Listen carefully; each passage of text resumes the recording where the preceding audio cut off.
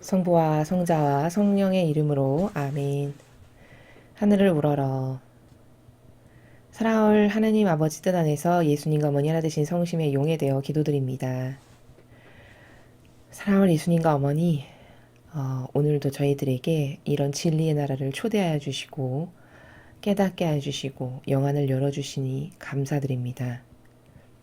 부디 저희들의 인간적인 그 자아의 모든 속성을 하나도 남김없이 모조리 다 파내어 위대하신 그 마귀들이 가장 치를 떨며 싫어한다라고 하는 어머니의 발 아래 인간적인 모든 속성을 봉헌드립니다. 또 예수님의 빛과 물과 피의 늑방에 저희들의 인간적인 속성을 모조리 다 뽑아 묻습니다. 이제 저희 것은 하나도 남기지 마시고 오로지 예수님과 어머니의 정신과 모범과 가르침의 속성을 저희들의 사고방식과 정신 안에 깊이 속성적으로 새로 심어주셔서 그것이 저희들의 경향이 되고 저희들의 정서가 되고 기호가 되고 사고방식의 나라가 될 수 있도록 축복하여 주시옵소서. 이 모든 기도 우리 주 예수 그리스도의 이름으로 기도드리나이다. 아멘. 성부와 성자와 성령의 이름으로 아멘. 안녕하십니까. 하느님의 뜻 선교의 피아수녀입니다. 자, 오늘도 어김없이 여러분들과 함께 오늘 주신 복음 말씀 함께 학습해 보도록 하겠습니다. 2021년 4월 9일 부활 8일 축제 금요일입니다. 요한복음 21장 1절에서 14절까지 말씀입니다. 주님 영광 받으소서. 그때 예수님께서는 티베리아스 호숫가에서 다시 제자들에게 주님 자신을 드러내셨는데 이렇게 드러내셨다. 시몬 베드로와 쌍둥이라고 불리는 토마스, 갈릴레아 카나 출신 나타나엘과 제베데오의 아들들, 그리고 그분의 다른 두 제자가 함께 있었다. 시몬 베드로가 그들에게 나는 고기 잡으러 가네 하고 말하자 그들이 우리도 함께 가겠소 하였다. 그들이 밖으로 나가 배를 탔지만 그날 밤엔 아무것도 잡지 못하였다. 어느덧 아침이 될 무렵 예수님께서 물가에 서 계셨다. 그러나 제자들은 그분이 예수님이신 줄을 알지 못하였다.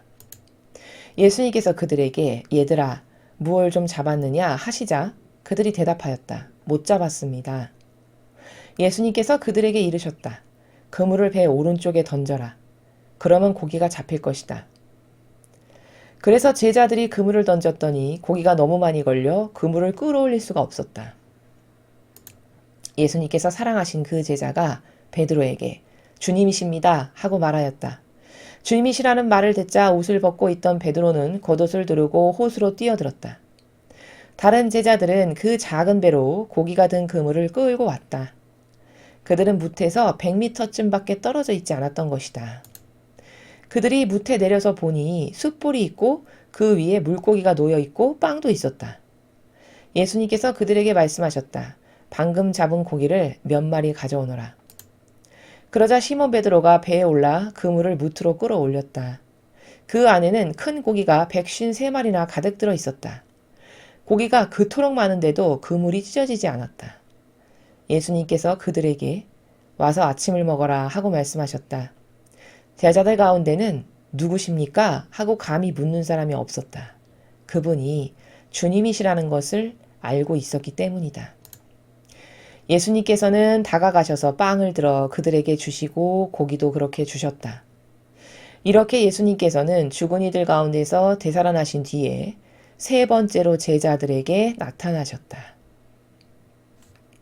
주님의 말씀입니다. 그리스도님 찬미합니다. 자, 여기 오늘 요한복음에서 몇 가지 볼 것들이 좀 있습니다. 근데 그 중에서 우리가 참 예수님은 정말 매력적이고 그 인격이나 품격이 정말 존경하고 사랑할 만하다라고 느낄 수밖에 없는 것은 여기 지금 오늘 제자들을 대하는 나라를 여러분 한번 추상해 보시죠. 지금 12명이나 되는 가룟 유다를 빼면 11명이죠.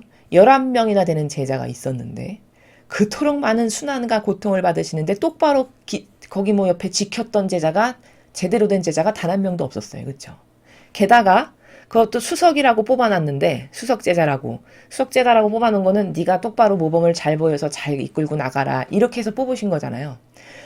수석제자라고 뽑아놨더니 게다가 불안해서 너 나를 사랑하느냐 3번이나 물어보면서 이렇게 끊임없이 베드로 사도에게 항상 예수님께서 내 양을 잘 돌보라는 의중을 가지고 늘 대하셨죠. 그랬는데도 불구하고 지금 베드로 사도가 뭐라고 했죠? 나는 고기 잡으러 가네. 이렇게 앞에 나옵니다. 이런 수준의 반향이에요. 내가 그렇게 온통 핍박을 받고 죽을 때 아무도 없었고 내가 그렇게 신신당부했건만 내 양을 돌보지도 않고 만약에 예수님께서 순전히 인간적인 우리가 똑같은 속성을 지니고 계셨다면 반감 엄청 들으시겠죠. 이 제자들한테. 반감 엄청 들고 아니 어떻게 쟤네들은 내가 3년 동안 저렇게 가르쳤는데 저 모양일까 이런 생각을 할 수 있을 충분한 상황이죠. 근데 단 한 번도 여기서 단 한마디도 너희 왜 그랬냐를 물어보질 않으세요. 그런 어떤 티가 나는 행동 하나도 하질 않으세요. 예를 들면 인간적으로 치면 뭐 섭섭하네 이런 나라 자체가 없으시죠. 이래서 훌륭한 리더인 거고 새천년 왕국의 신적 교회는 이런 성품이 지금 예수님께서 제자들을 대하시는 이런 나라의 정신세계로 무장된 사람이 리더가 돼야 됩니다. 이런 사람들이 주축이 돼야 되고 주도적인 인물이 돼야 되고 주도적인 리더의 인품과 인격은 이래야 된다는 거예요. 사사로움이 전혀 없죠. 전혀 안 보이죠. 오히려 가서 이 정도로 수준이 떨어지고 질 떨어지는데 빵도 구워주고 고기도 구워주고 띄어서 먹으라고 주세요. 이런 나라예요. 이런 정신세계예요. 리더의 정신세계가. 너무 매력적이고 너무 멋있지 않나요? 이 세상에 만약에 이런 리더가 대통령이고 교회의 리더다. 그러면 모든 사람이 이 사람을 따르고 섬길 겁니다. 제대로 된 정신이 박혀있는 사람이라면. 어떻게 멋있지 않을 수가 있겠어요. 그렇죠? 이렇게 사사로움이라고는 어떤 자기 중심적인 것이 올라오는 나라가 전혀 전무하시죠. 이래서 이 인격에 매료되는 거고 반하는 거고 너무 이 인격에 멋있어서 사실은 마리아 막달레나가 그렇게 예수님을 따라다녔던 거예요. 다시 말하지만 앞으로 도래할 새로운 시대 피앗 교회의 리더의 인품, 인격, 수하의 사람들을 대하는 마음의 나라, 정신세계 그거는 이렇게 예수님과 같아야 된다는 겁니다. 절대 사적인 것이 끼어들지 않는 절대 자기 배제가 철저해서 제가 나한테 요렇게 했지라는 어떤 이런 방구의 요만큼도 가지고 있지 않은 공적인 것밖에 없고 아버지를 위한 것밖에 없는 이런 사람들이 리더가 되어야만 이 새로운 피앗 교회의 시대의 수준에 맞다. 이걸 하나 발견할 수 있고요. 그리고 베드로 사도는 참 부족했어요. 인간적인 경향이 너무 셌어요. 어디서도 볼 수 있냐? 자기가 예수님께서 돌아가신 다음에 리더면은 어떻게 해서든지 어렵고 힘들어도 독려하고 격려하고 우리끼리밖에 안 남았지만 평상시 예수님께서 양들을 잘 돌보라고 했으니 으쌰 열심히 잘해보자. 뭐 어떤 이런 액션이 나와야 되잖아요. 근데 베드로는 기껏 한다는 말이 나는 고기 잡으러 가네. 공동체가 산산조각 박살이 난 거죠. 리더는 돌아가셨죠. 그것도 아주 처참하고 비참하게. 그리고는 또 베드로 사도는 자기가 처해 있는 입장이 가족이 있었잖아요. 그렇죠? 장모가 등장하죠. 그걸 보면 가족이 있었던 사람이란 말이에요. 결혼했던 사람이에요. 그러니까 자기가 3년 동안 예수님 따라다녀봤자 뭐 남은 거 아무것도 없고 비참하게 돌아만 가셨고 가족은 집안에 남편이 없으니 생계가 힘들 거 아니에요. 그러니까 그런 인간적인 수많은 이유가 끼어들어가지고 나는 이제 가서 다시 가족이나 돌보고 돈을 벌어야 되겠다. 이런 마음으로 나는 고기 잡으러 가네. 이렇게 하고 간 거예요. 그랬더니 그래도 베드로가 수석이라고 세워놨으니 그 사람도 간다고 하니 나머지 제자들도 어떻게 될까요? 다 우르르르 쫓아서 가게 되는 거죠. 분위기가. 그럼 우리도 같이 가겠어. 이렇게 해서 이제 다 고기나 잡으러 가게 된 겁니다. 이렇게 해서 고기 잡고 있는데 예수님께서 나타나셨어요. 거기에. 근데 예수님께서 나타나시기 전까지 아무리 노력을 했는데도 하나도 못 잡았어요. 5절에 뭐 좀 잡았냐 물어보니까 못 잡았습니다. 이렇게 이야기해요. 근데 예수님께서 오른쪽에 던져봐라. 고기가 잡힐 테니. 이렇게 말씀하시죠.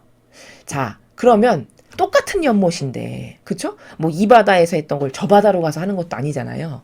똑같은 연못인데, 똑같은 못인데, 여기서 잡았던 걸 단지 그물을 저기다가 치라고 했는데, 왜 여기서 치면 안 잡히고, 저기서 치면 잡히는 건 뭘까요? 이게 뭐냐? 하느님의 뜻이 이 제자들이 고기나 잡으러 가고 생계나 걱정하고 가족이나 돌보라는 게 하느님의 뜻이 아니니까 제자들이 그렇게 애를 써도 고기를 못 잡게 하시는 거죠. 이게 아버지의 뜻이라는 걸 발견할 수 있죠, 여기서. 근데 예수님께서 오셔서 명령하시니 예수님께서 손을 쓰시니까 그때서야 고기가 잡히게 되는 이런 상황이라는 겁니다. 그래서 엄청 많은 고기를 잡았죠. 단지 그물을 여기 했던 걸 저기다가 쳤는데. 그래서 끌어올릴 수 없을 만큼 엄청 많은 고기를 잡았어요. 그리고서는 예수님께서 뭐 불이 있고 물고기도 놓고 빵도 놓고 이러면서 손수 막 구워주시는 거예요. 빵하고 고기를 몇 마리 가져오너라 이러시면서. 그러면서 아무 말도 안 하세요. 과거에 있었던 일에 대해서 아무 말도 안 하시고 묵묵히 빵과 고기를 구워주세요. 그러면서 와서 아침 먹거라 이렇게까지 말씀을 하세요. 엄청 훌륭한 리더인 거죠. 정말 이런 예수님을 닮은 정신과 가르침과 모범을 산다는 거는 이런 정신세계를 내가 구현하는 나라입니다. 저 정신 너무 멋있다. 저렇게 모든 사람은 다 사사롭잖아요. 그쵸? 나에게 이렇게 했어. 이것을 늘 여기 품고 살죠. 그렇게 대다수의 사람은 다 사사롭고, 어떤 마음에 하나, 나에게 이렇게 했다라는 것을 일평생 안 잊는 사람도 있죠, 심지어. 이런 수준인데, 그런 나라가 아예 없고, 리더로서 공적으로 아버지가 원하시는 것만을 항상 하세요. 그러니까 그렇게 배신하고, 와서 여기서 고기나 잡고 있는 제자들을 질책 하나 안 하시고 와서 아침 먹거라 이러세요. 근데 그때부터 이제 제자들이 알았어요. 와서 아침 먹거라 이때서야 이제 예수님이시구나를 알은 거예요. 아무도 누구십니까 못 물었대요. 왜? 주님이시라는 걸 이제 알게 된 거죠. 그래서 다가가서 조용히 예수님께서 주시는 것들을 이렇게 이제 먹고 있는 이런 모습을 지금 우리들에게 보여주시는데, 자, 오늘 여기서 우리가 키포인트로 봐야 되는 거는 여기 14절에 보세요. 이렇게 예수님께서는 죽은 이들 가운데서 되살아나신 뒤에 세 번째로 제자들에게 나타나셨다. 이렇게 말씀하시죠. 자, 지금 처음 여기 나타나신 것도 아니고 지금 이게 세 번째예요. 제자들에게 나타나신 게. 자, 그러면 세 번이나 제자들에게 나타나셨는데도 베드로 사도는 예수님의 의지나 지향을 따라가지 않았어요. 그쵸? 이게 처음도 아니고 세 번이나 방문하신 건데, 그러면 벌써 두 번이나 방문하셨고 이게 세 번째니까 두 번 만났을 때, 그때 어저껜가 그저께 복음에서 봐라, 나 유령 아니고 귀신 아니다 이렇게 다 보여주셨잖아요. 그럼 그때 확인 다 끝난 거죠. 그럼 예수님께서 저렇게 진짜 부활하셨구나. 내가 이제부터 해야 될 일이 뭐지? 여쭙고 찾고 갈망하고 뭐 이런 액션이 나와야 되는 게 정상이죠. 근데 베드로 사도는 그렇게 안 했어요. 세 번째나 나타나셨는데도 자기 볼일 보러 가요. 인간적 이유 대면서. 이게 뭘까? 이게 바로 베드로의 인간적인 속성을 우리가 여기서 반드시 깨닫지 않으면 안 된다는 겁니다. 이렇게 베드로 사도가 쓸데없는 짓을 하는 이 예수님께서 가르쳐 주신 이런 정신세계나 이 지향이나 의지를 자기가 그대로 전수받아서 똑같이 따라해야 되는 게 자신의 본분이고 책무잖아요. 근데 그렇게 안 했음을 우리가 지금 확인하죠. 그럼 왜 그랬을까? 이 사람이, 이 베드로 사도가 인간적인 속성을 그대로 가지고 있었어요. 버리지 못하고. 자아, 인간적인 내 속성. 그것을 가지고 있다 보니까 인간적인 판단을 항상 하는 거예요. 인간적으로 봤을 땐 이렇게 산산조각난 공동체에 계속 있으면 뭐 하겠어요. 그쵸? 굶어 죽기밖에 더 하겠습니까? 따라다닐 사람도 없고. 그러니까 이제 틀렸다. 여기 이제 다 끝났으니 집에 나 가야지. 가서 내 가족이나 잘 돌봐야지. 이거 인간적으로는 얼마든지 납득될까요? 안 될까요? 얼마든지 납득되는 일입니다. 가장이라면 더더욱 책임감이 있으니까 그래, 그럴 수 있지. 내가 베드로 입장에도 그렇지. 이렇게 말할 사람 숱할 거예요. 근데 이것이 신적인 나라에서는요, 바로 이런 인간적인 사고방식을 버리지 못하잖아요. 그럼 이게 다 장애물이 돼요. 아버지 뜻을 가로막는 장애물이 된다고요. 지금 장애물이 된 걸 우리가 보고 있죠. 자기의 그 인간적 논리잖아요, 이게. 가서 가족 돌봐야 되겠다는 게. 그쵸? 그 인간적 논리가 이 자연법에서는 그럴 만하다라고 다 인정해 줄 수 있는 내용이지만 신적인 나라에서는 그 이후로 가정공동체에 돌아감으로써 하느님의 사명은 죽은 거죠. 그쵸? 예수님께서 만약에 안 나타나셨어요. 다시 독려하거나 격려하는 사람이 아무도 없었어. 그럼 아버지 사명은 완전히 죽은 거예요. 끊어진 겁니다. 그럼 그 베드로 사도의 인간적 의지 때문에 하느님의 뜻이 가로막힌 거죠. 이렇게 무서운 거라는 거예요. 인간적인 속성이. 그러나 그 속성이 잘못됐다, 나쁘다라는 걸 아무도 알 수 없어요. 왜? 다 똑같은 인간적 범주에서 살아가니까요.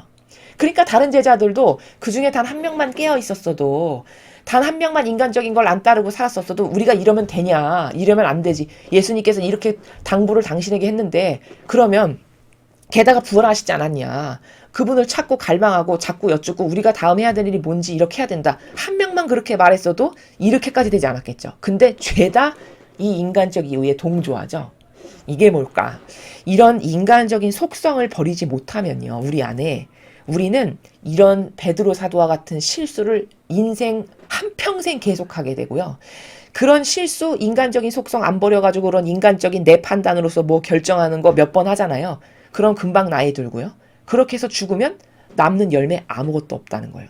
영적으로는 이런 식으로 종교 생활을 하는 거고요. 모든 사람이 이 인간적 이유를 대고 하는 종교 생활은 영적으로 남는 거 하나도 없고 거지된다.